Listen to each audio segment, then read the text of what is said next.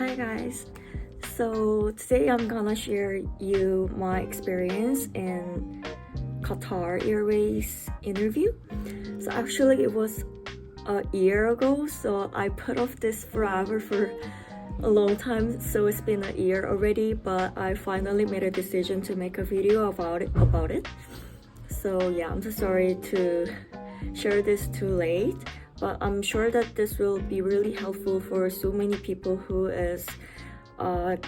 wants to be a cabin crew in Qatar Airways or any type of airways, because basically it's all similar because they have really similar questions in the interview and the procedures as well. So yeah, let's get started.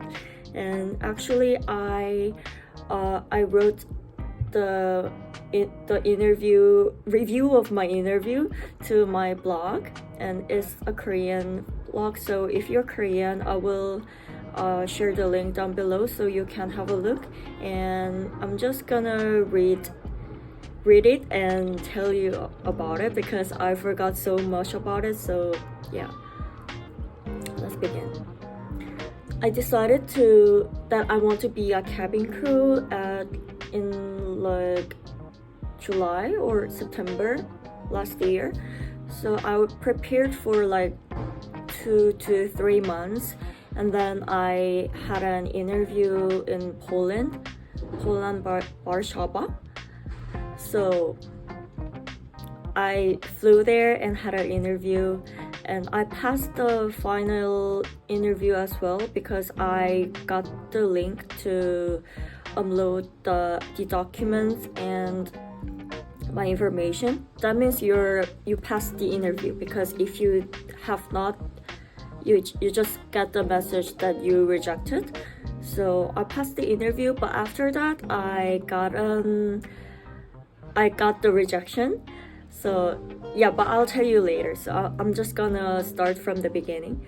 14th November last year, 2021. So I had an interview at the Intercontinental Hotel, the first interview, and then two days later I had final interview at 16th. You know that usually they have the CV drops because they have so many people who come to the interview, but that time was like right after the COVID-19, so they just paused the interview for like a 1 or 2 years, I guess, and then they restarted to make the people to join as a cabin crew. So that was really uncommon. So they don't have the CV drop at that day, so I did give them the CV, but they just accept everyone's CV and provide the numbers. And then after that they have explanation about the Qatar Airways. They present it, like what's the benefits and like informations about the Qatar Airways. And then after that they have English test, and it was super easy. From that day everyone passed the English test for me, but I'm not sure because these days I heard that they accept so many people in the interview day, so maybe there might some people who fail the English test, but the level is super easy. So if you're able to speak and write in English properly, it's not gonna be that hard for you and you might pass. And then after that you have sentence shooting and arm reach. So you basically go into the room and you reach your arm if you're suitable, if you're long enough to be a cabin crew, and then you pick a question and answer the questions. Yeah, on that day we have 2 teams of the interview. So we have morning team and then afternoon team, but I was the afternoon team. So for one team there were 40 people approximately. So it was 4 teams in 2 days. So it's in total 160 people. We haven't even do the small talk when we give the CV because they don't really need to. And from the 40 people from our team, around 10 people, I think it's a little bit more than 10 people go to the final interview. You know that at that time there were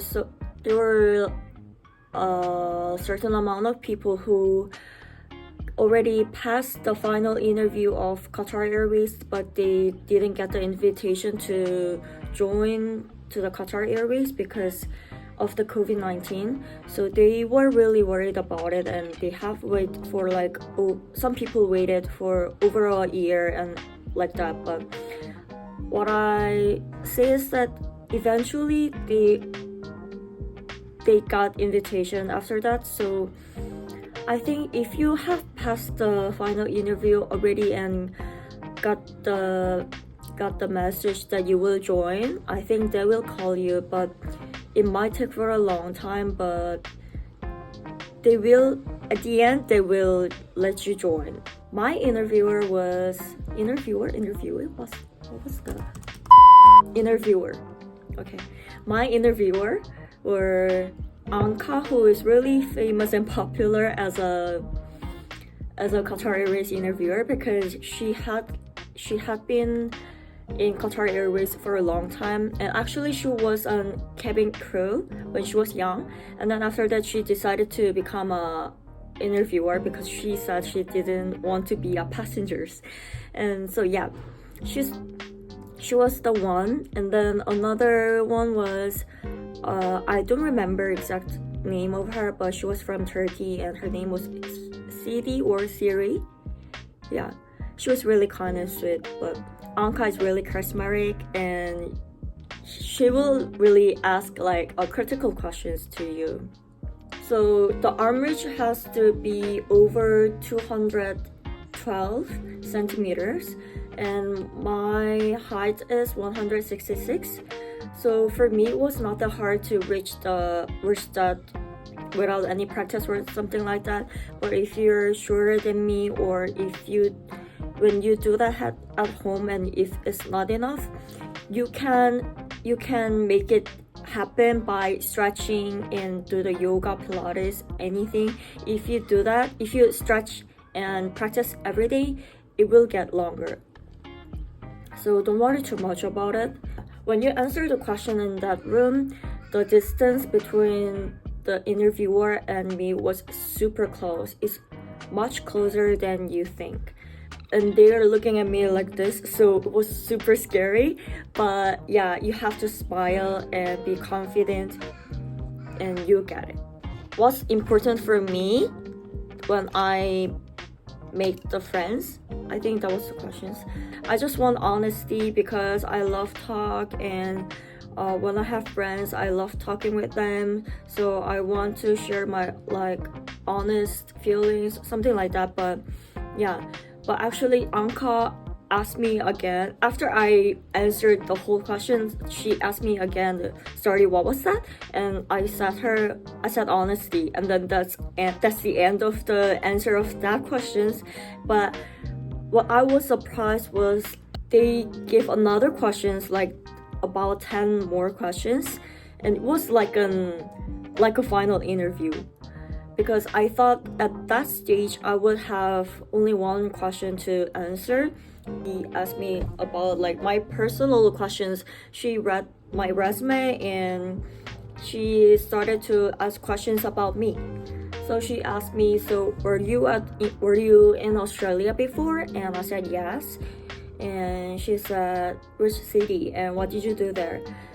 So I said, "Work and study," because I thought at that time I didn't want to share too many information about myself because I thought that I will have final interview after that. So if I share too many things, I got nothing to say on the final interview. So I just wanted to keep my answers short and pitchy so that she can be curious about me. So the next question was, she asked me when did you extremely exercise self-control recently? So I didn't really understand this question like 100%. So I thought she was asking me when was the last time you extremely exercised. So I answered like a week ago, and then she didn't say anything. So I asked again, you mean exercise? And then she goes, when did you extremely exercise self-control recently? Self-control. And then she was, yeah, did you think that I'm asking you about exercise? So I said yes. And honestly, I didn't really know what to say for that question. So I asked her, could you give me a second to think about it? And then I got a time to think about it for like 10 seconds. Honestly, I just make a story to answer the questions, but it wasn't true. So I'm on a trip to Poland, and I'm staying at an Airbnb with my friend, but I have an interview today. So yesterday I wanted to prepare myself and self-control myself. I mean, I want to do the self-control, but she was on a trip, so she turned on the music really loud and enjoying herself. So I was kind of stressed. But I couldn't say something about it to her because she was on trip. So that's when I had to do the self-control. That was my answer. And she asked, so your friend didn't come to Qatar Airways interview? So I said, no, she didn't. And she said, are you sure? So yeah, I'm sure. And then she asked me, when did you come to Poland? So I told her a week ago. And then she asked, where do you stay at the moment? So do you stay at this hotel, Intercontinental? So I told her not. So she asked me, where do you live at the moment? So I told her I live in Korea at that time. So and then she said, when did you check on yes when you apply for this interview from the website? Because there was a question like, are you currently live in the Poland? And then I really wanted to have the interview. I really wanted to get a chance to have the interview in Poland. So I actually took yes for that interview. But yeah, the actual residency was in Korea for me. So I told her, yeah, I live in Korea, but I had a plan to come to Poland for travel. So that's why I did that. And then she goes, why did you lie to me? And do you think it's okay to take yes as a lie? And do you think it's proper to make a lie like this if you are a Qatar Airways cabin crew? So I told her technically it's not appropriate and I'm sorry about it. Yeah. And at that time the uncle was really serious when she told me about it, but the Siri was really smiley and friendly, so I was kind of like relaxed in that situation. So she made me laugh at that time, so I wasn't really too serious about it. So yeah, I think that's the reason I could get the final invitation for the final interview, because I wasn't too serious and I was keep smiling even when she asked me about like that serious questions. And you know, for Koreans, a lot of Koreans they fly to another countries because they really want to be a cabin crew and they want to get that chance as early as they can. So they know that lots of Koreans do that, and I know that lots of you guys wants to know if you have to lie about it or be honest about it. But what I think is that the answer doesn't really matter. All they care about is about your attitude and your appearance and your your face expressions, your voice, and something like that. And they don't really care about what you say. It's about how you say it. So after that sessions, all of them go into the big room, and then they call the numbers. So the number called were the people who get the invitation for the final interview. And for that people, they stay in the room and schedule the number and time for the final interview. That was 2 days after that. I didn't want to go for the first interview, but I didn't want to wait for a long time as well, so I wanted to do the final interview for the second or third. I was in the middle of that, so I was really satisfied about it. And honestly, at that time, I thought I failed because I thought she caught that I was lying and she wouldn't like that. But yeah, I got a final invitation. So that's why I think the attitude is more important. After I have the sentence shooting session, I ask other people how was it and like that, but not everyone has had so many questions like me. So but I think if you get many questions from the interviewer, I think that's a good sign, because for them you're more interesting and they want to know more about you. And they might be not really friendly, and they might look angry at the time when you have interview. But I think that's kind of Qatar Airways style.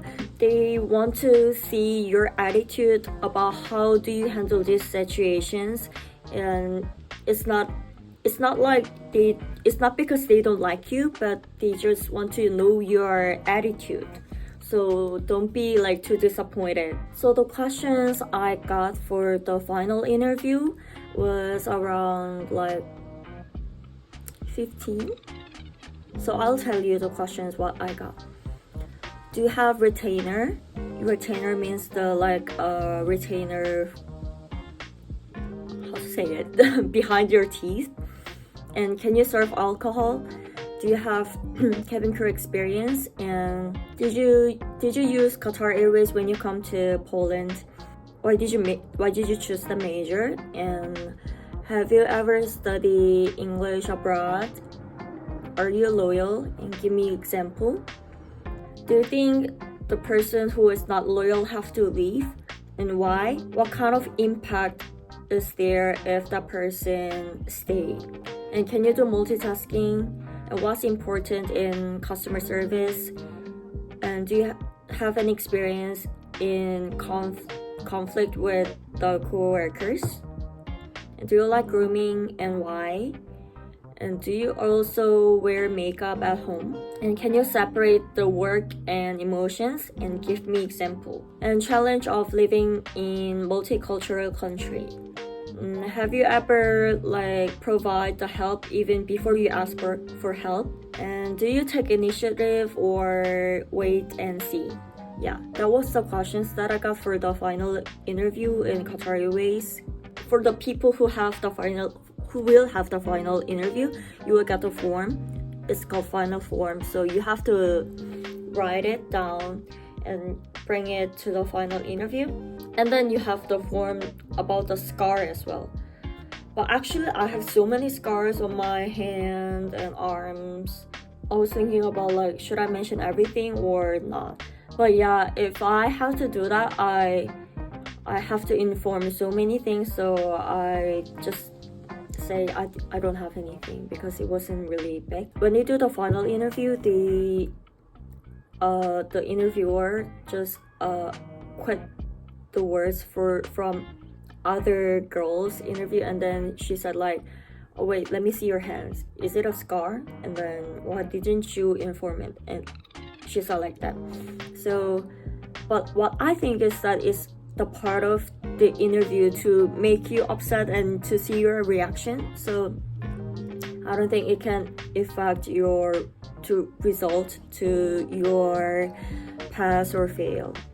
but I'm not sure because Qatar really hates the scars, and eventually I got failed because of the scars. I will tell you later.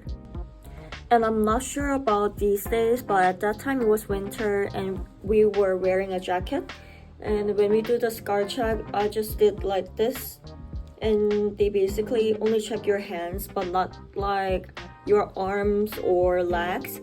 And I was wearing pantyhose, so we don't really show, we need to show the bare foot, bare legs.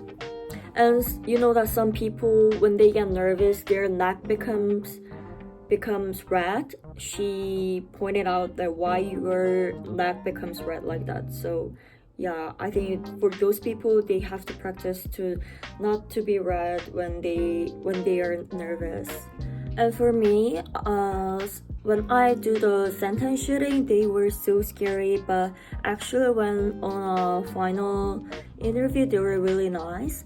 But for the other girls, I think it was like opposite. They were nice before, but on their final interview, they were so scary. So a lot of girls, they were shocked after they have the final interview. And on the final interview, she said, I'll come closer and let me see your face. And I was totally forgot about it, but if you see there, I have this one. Yeah, you can only see when you come really closer. If it's like this, it's not visible, right? But yeah, she said, come closer, and what's that? And I had a ball before, like when I was really young, but I just like did a laser to remove it, so it's like a scar after that. But I just didn't want to explain the whole story about it, so I just said it's a natural mole. After I started the final interview, Siri was asking questions and I was answering, and Anka was like looking at my side face like this. I didn't think about anything, but she was like, wait, and then what's that in your ear? And I was like, what? I don't have anything in my ear. And then she said, what's a scar in your ear? And then just like feel yourself. And if you see here, I have this scar, but I didn't really think about it because I was care so much about my scars on my hand and like my face or something like that. But so I was like this, and then she caught it. So yeah, so this was from the piercing, because you know, as you can see, I have so many piercings in my ears and nose. But for that interview, I just take off everything, remove everything and go there. But I still have the scar here. Actually, I got many questions, but it wasn't really hard, just like common questions you get from the cabin crew interview, and you can search it, and if you Google it, they're all same questions for cabin crew interview Qatar, especially Qatar Airways. They just use the same questions for everyone. So yeah, after those questions, she said, okay, you can go. And then I was kind of wanted to like say something more. I was thinking like if they ask me, do you have something else you want to say, then I prepared some answers for that. But at that time, I didn't want to look like a robot, and I didn't want to like say something that I prepared, because it seems like she wants more natural and natural answers. I was like, you told me that why did you lie last time? So the behavior that I changed my address to Poland and apply for that, it was actually not appropriate to do it, and I regret it and I want to apologize about it. And then she said, no, it's okay, it's already passed and you're now with us to final interview, so just think about it, think about yourself and think about it. But you have to know that what you did steal the chance of one person in Poland, so you have to know about it. So I said, okay, thank you. And then it's the end of the final interview. So after I waited 9 days and I have the link to upload the document and photos, and that means you passed the final interview. Because if you rejected, like I said before, if you rejected, you got the mail of rejection. And actually after that, they wanted me to send the picture of my ears. So yeah, I just took a picture and I didn't do any Photoshop or something like that. I just wanted to be honest with them, because if I go there, if I join there and if I go there, they will see me anyways. So, and after 10 or 15 days, on January 6th, I got a rejection mail after I sent the photo of my ears.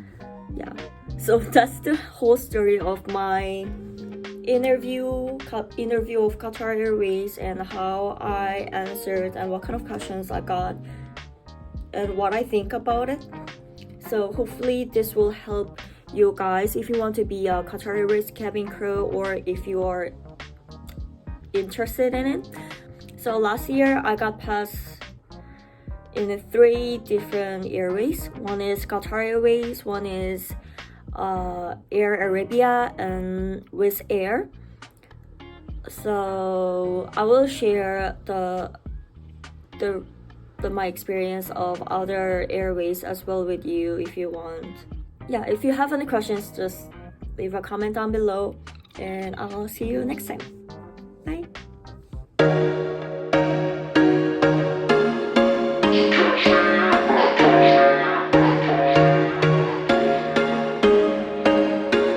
There was once a day that I would pray for you. I'd go and misbehave just so you'd notice too.